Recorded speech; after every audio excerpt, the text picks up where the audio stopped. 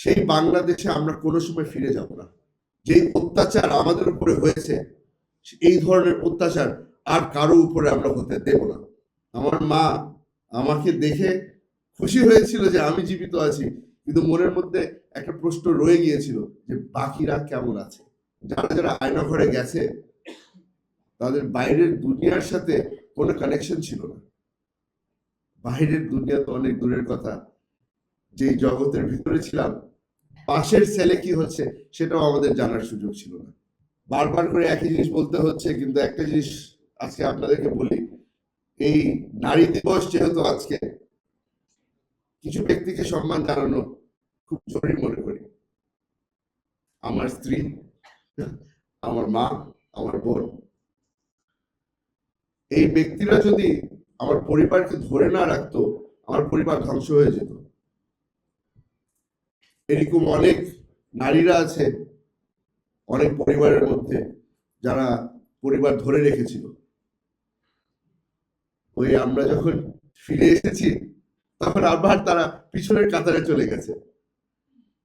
কিন্তু আজকে আপনাদের সকলের সামনে বলে দিতে চাই, তাদেরকে আমরা কোনো সময় ভুলবো না, তাদের আর আমরা কোনো সময় ভুলবো না। আমার এখনো মনে আছে, আমি যেদিন বের হয়ে আসি, রাত তখন বাজে প্রায় ভোর 3টা। দরজা খুলে মা যখন আমাকে প্রথমবার দেখলো, আমাকে জড়িয়ে ধরে প্রথম একটা প্রশ্ন করেছিল, বাকিরা কেমন আছে।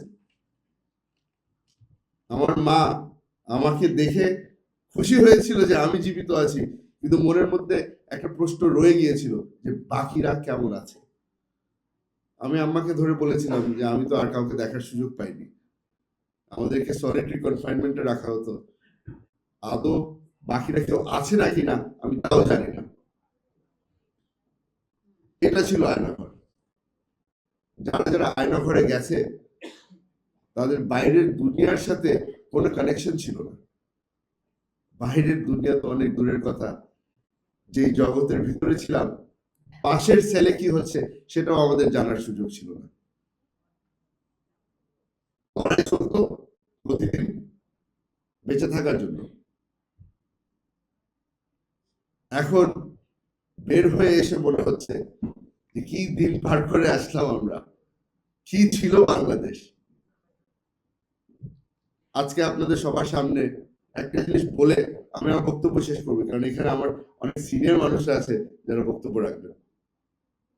সেই কথাটা হচ্ছে, সেই বাংলাদেশে আমরা কোনো সময় ফিরে যাব না।